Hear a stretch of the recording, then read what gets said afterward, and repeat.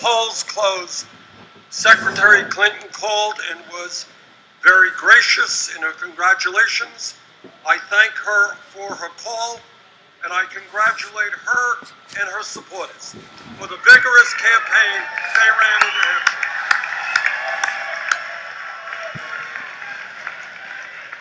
And let me take this opportunity to thank the many, many thousands of volunteers here in the Granite State who work so tirelessly.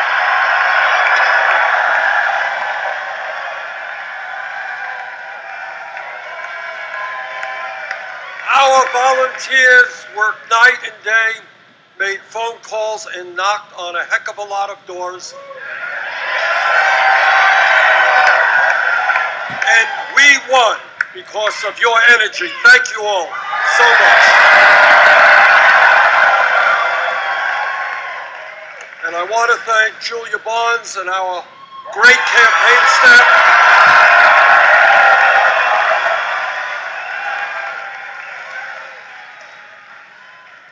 Together, we have sent the message that will echo from Wall Street to Washington, from Maine to California.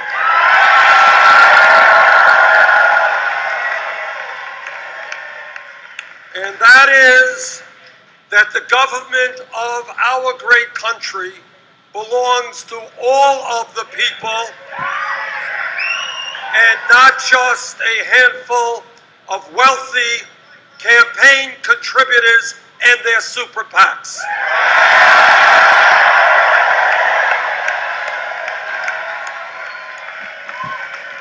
9 months ago, we began our campaign here in New Hampshire. We had no campaign organization, we had no money, and we were taking on the most powerful political organization in the United States of America.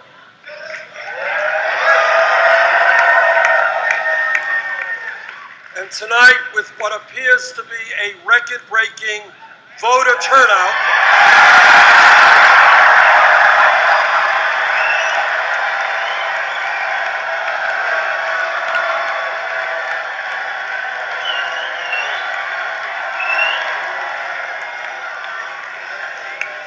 because of a huge voter turnout, and I say huge,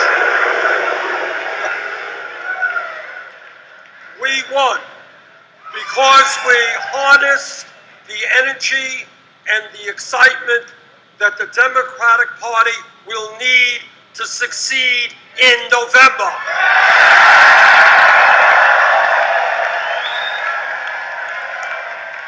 What happened here in New Hampshire in terms of an enthusiastic and aroused electorate, people who came out in large numbers, that is what will happen all over this country.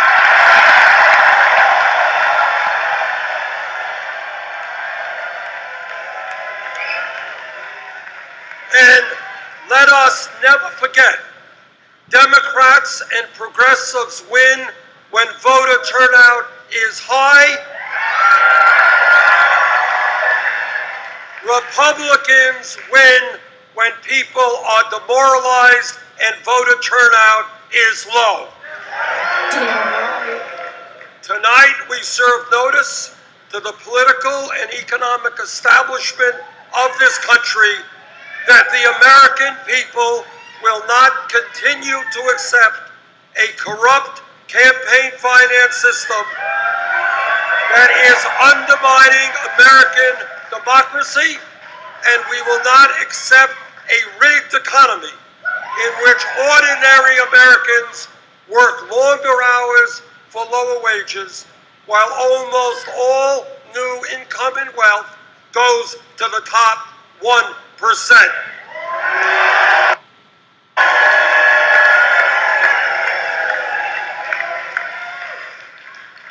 I want to take this opportunity again to congratulate Secretary Clinton and her organization and supporters for waging a vigorous campaign.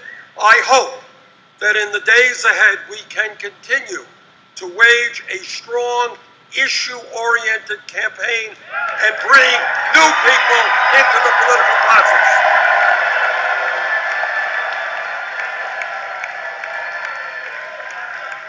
But I also hope that we all remember, and this is a message not just to our opponents, but to those who support me as well, that we will need to come together in a few months and unite this party and this nation, because the right-wing Republicans we oppose must not be allowed to gain the presidency.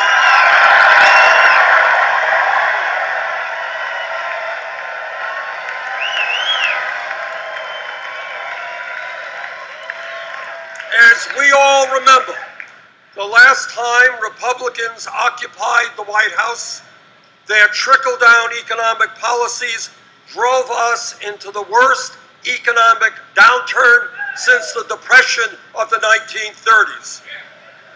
No, we will not allow huge tax breaks for billionaires. We will not allow huge cuts to Social Security, veterans' needs, Medicare, Medicaid, and education.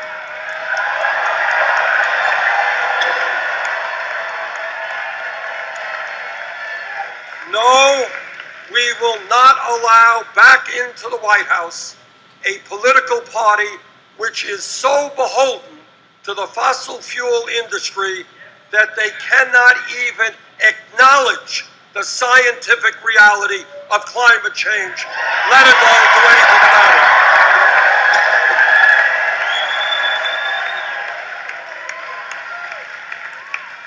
The people of New Hampshire have sent a profound message to the political establishment, to the economic establishment, and, by the way, to the media establishment.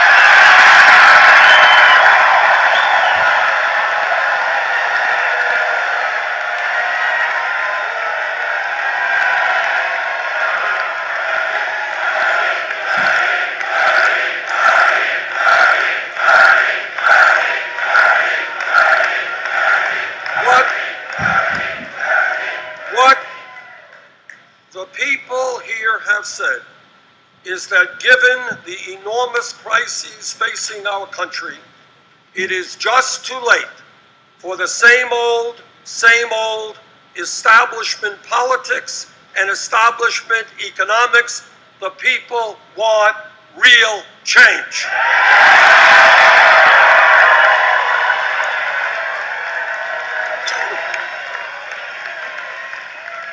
What the American people are saying, and by the way, I hear this not just from progressives, but from conservatives and from moderates, is that we can no longer continue to have a campaign finance system in which Wall Street and the billionaire class are able to buy elections.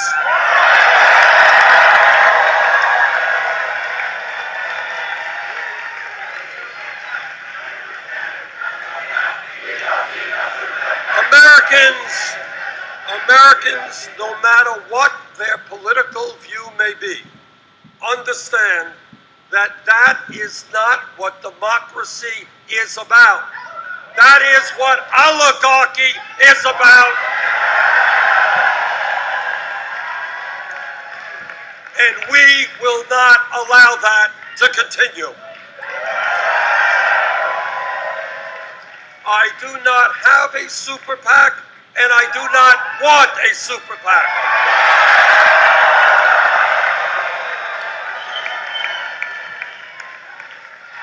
I am overwhelmed, and I am deeply moved, far more than I can express in words, by the fact that our campaign's financial support comes from more than a million Americans who have made more than 3.7 million individual contributions.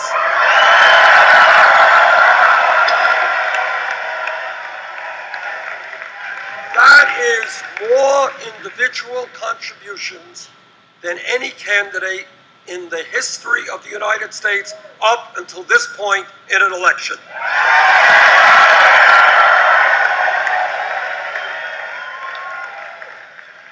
And you know what that average contribution was? $27.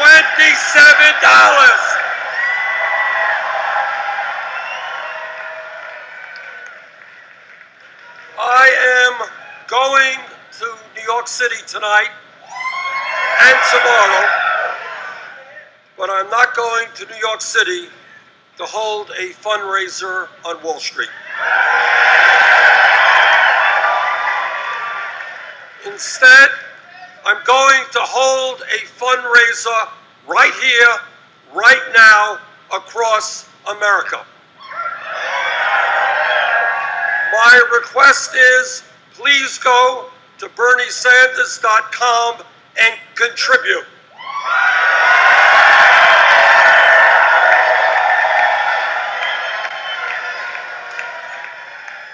Please help us raise the funds we need, whether it's $10 or $20 or $50. Help us raise the money we need to take the fight to Nevada, South Carolina, and the states on Super Tuesday.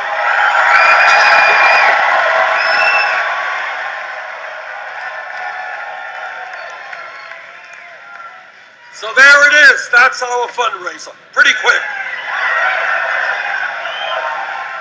Now, what the American people understand is that our great country was based on a simple principle, and that principle is fairness.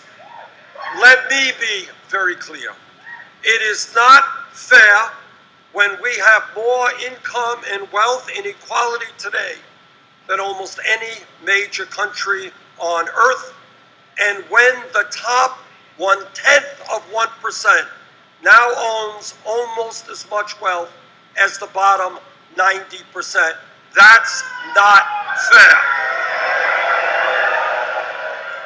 It is not fair when the 20 wealthiest people in this country now own more wealth than the bottom half of the American people. So are you guys ready for a radical idea?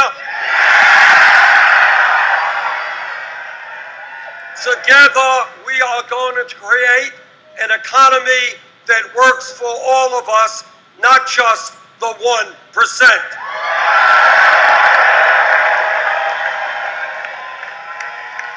And when millions of our people are working for starvation wages, yup, we're going to raise the minimum wage to $15 an hour.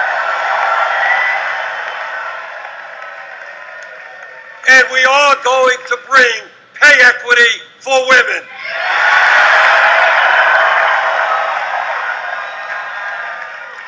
And when we need the best educated workforce in the world, yes, we are going to make public colleges and universities tuition free.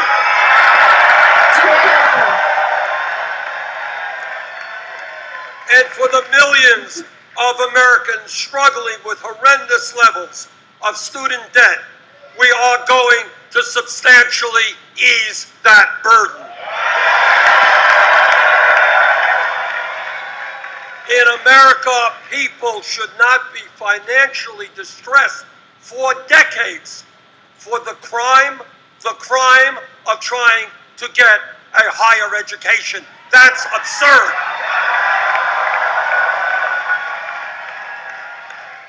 Well, my critics say, you know, Bernie, that's a great idea. You're into all this free stuff. How are you going to pay for it? I will tell you how we're going to pay for it. We're going to impose a tax on Wall Street speculation.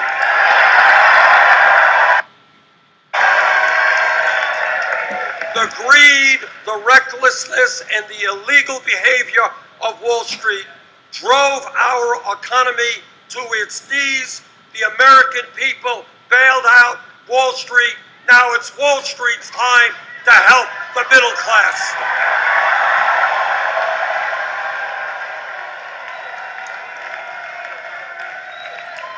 And when we talk about transforming America, it means ending the disgrace of this country having more people in jail than any other country in the world, disproportionately African American and Latino.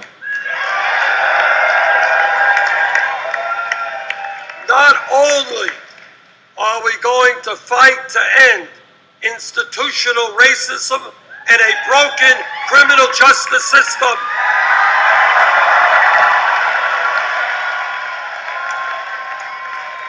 we are going to provide jobs and education for our young people, not jails and incarceration.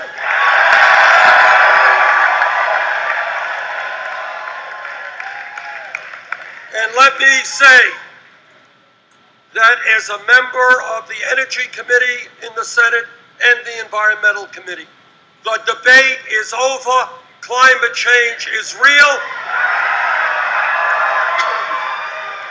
It is caused by human activity, and it is already causing devastating problems in this country and around the world.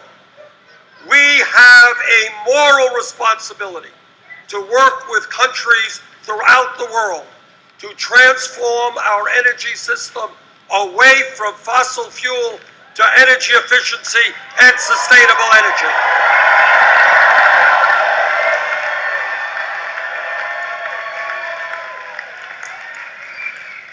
Now, I have been criticized during this campaign for many, many things. Every single day, that's okay, that's all right. They're throwing everything at me except the kitchen sink, and I have the feeling that kitchen sink is coming pretty soon as well. But what our campaign is about is thinking big, not small. It's about having the courage to reject the status quo.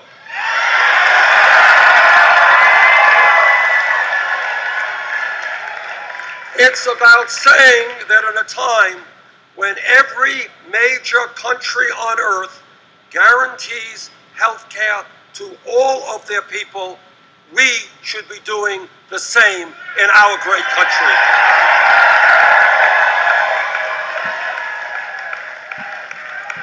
In my view, under President Obama's leadership, the Affordable Care Act has been an important step forward, no question about it, but we can and must do better.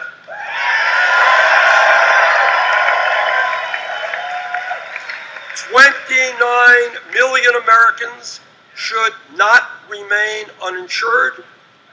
An even greater number should not be underinsured with large deductibles and co-payments. We should not be paying by far the highest prices in the world for prescription drugs at a time, listen to this, when the top 3 drug companies in this country made $45 billion in profit last year. That is an obscenity. And let me tell you something. When we make it to the White House,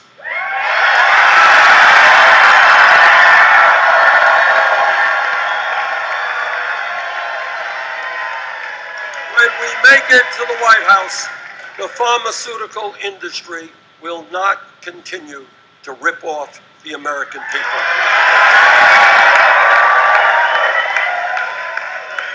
And further, it makes no sense that as a nation, we continue to spend far, far more per capita than do the people of any other nation, all of whom guarantee health care to all of their people. And that is why in a Medicare for all single-payer program,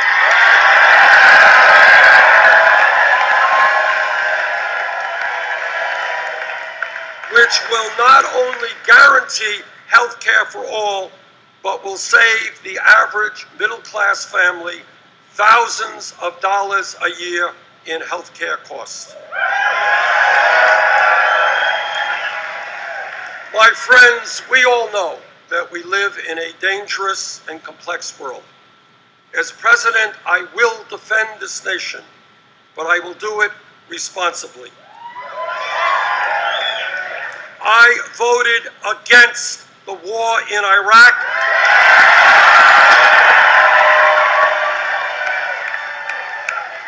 And that was the right vote. While we must be relentless in combating terrorists who would do us harm, we cannot and should not be the policemen of the world. Nor should we bear the burden of fighting terrorism alone. In the Middle East, the United States must be part of an international coalition sustained by nations in the region that have the means to protect themselves. Together, we must and will destroy ISIS, but we should do it in a way that does not put our young men and women in the military into perpetual warfare in the quagmire of the Middle East.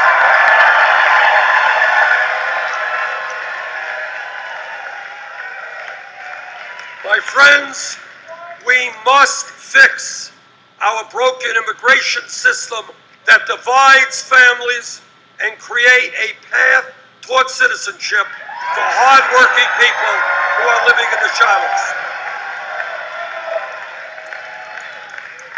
We must strengthen and expand Social Security and increase the benefits that seniors and disabled vets receive so that people can live in dignity in their retirement.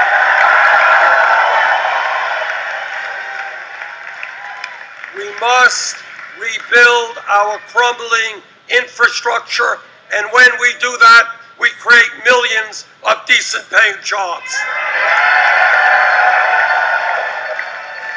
We must pursue the fight for women's rights, for gay rights, for disability rights.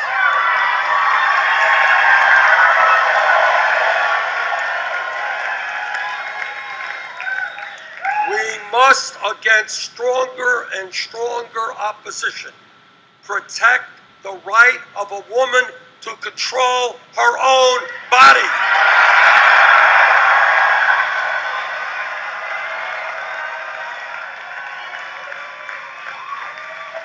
And we must protect the men and women who serve our nation in uniform and protect our veterans who put their lives on the line to defend us.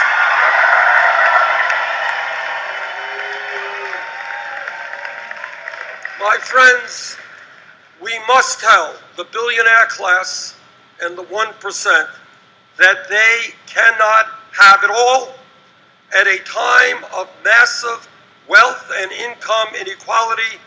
The wealthiest people and largest corporations in this country will start paying their fair share of taxes.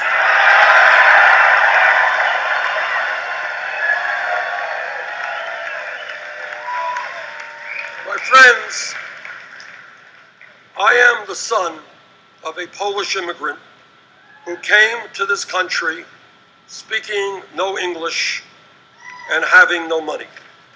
My father worked every day of his life, and he never made a whole lot.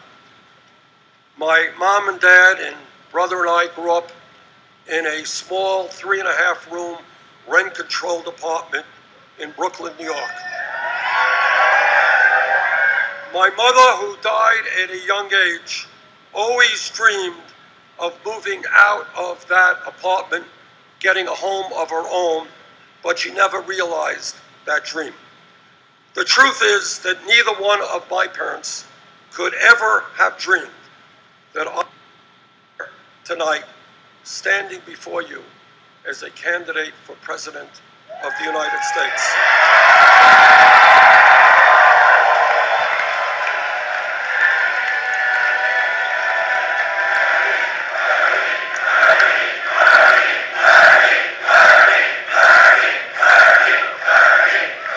This is the promise of America, and this is the promise we must keep alive for future generations. What began last week in Iowa, what voters here in New Hampshire confirmed tonight, is nothing short of the beginning of a political revolution.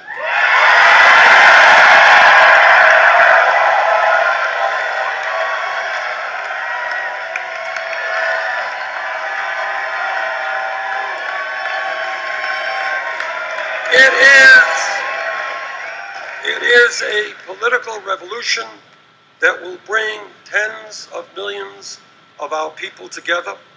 It will bring together working people who have given up on the political process. It will bring together young people who have never participated in the political process. It will bring together blacks and whites, Latinos, Asian Americans, Native Americans, straight and gay, male and female, people who were born in America and people who immigrated here. We will all come together to say loudly and clearly that the government of our great nation belongs to all of us, not just a few wealthy campaign contributors. That is what this campaign is about. That is what the political revolution is about. So New Hampshire, thank you again. And now it's on.